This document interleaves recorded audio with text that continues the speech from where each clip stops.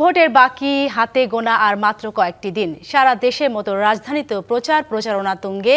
অলি গলিতে ভোটারের কাছে ছুটছেন প্রার্থীরা, আর ভোটাররা মেলাচ্ছেন নানা অঙ্ক। হাতে মাত্র কয়েকটা দিন, রাজধানী জুড়ে বিরামহীন ভোটের প্রচারণা। পাড়া মহল্লায় প্রার্থীদের সরাসরি কাছে পেয়ে খুশি সাধারণ ভোটাররা। প্রার্থীদের প্রতিশ্রুতির জবাবে জানিয়ে দিচ্ছেন নিজেদের চাহিদাও। প্রার্থীদের অঙ্গীকারের পাশাপাশি ভোটের প্রচারণায় নিয়ম ভাঙার অভিযোগ উঠেছে অনেক জায়গায়। নিজ নির্বাচনী এলাকায় ঢাকা ৯ আসনের বিএনপির প্রার্থী হাবিবুর রশিদ হাবিবের দাবি, রাজনৈতিক স্থিতিশীলতা বজায় রেখে প্রচারণা চালাচ্ছেন তিনি।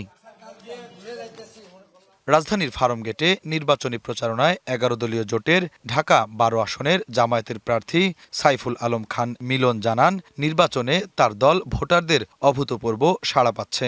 এদিকে ঢাকা ৮ আসনে জনসংযোগে নাসিরউদ্দিন পাটোয়ারি অভিযোগ করেন, শাপলা চত্বরের গণহত্যায় মির্জা আব্বাসেরও দায় আছে।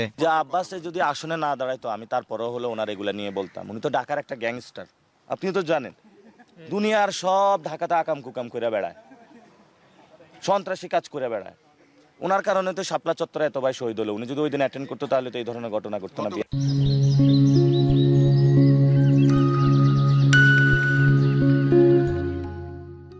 এদিকে ২০০৮ সালের মতোই নির্বাচনকে ম্যানিপুলেট করা হচ্ছে অভিযোগ একই আসনের বিএনপি প্রার্থী মির্জা আব্বাসের।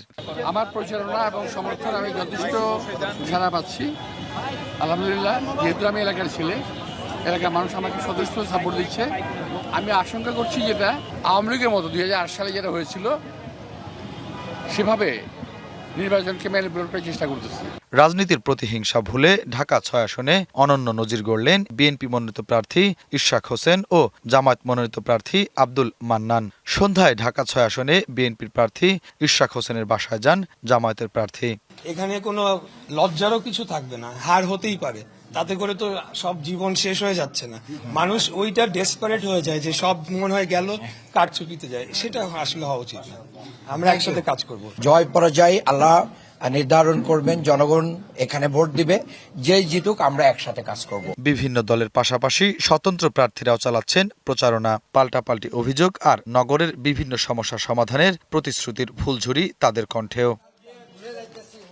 শুভ খান, ডিবিসি নিউজ, ঢাকা।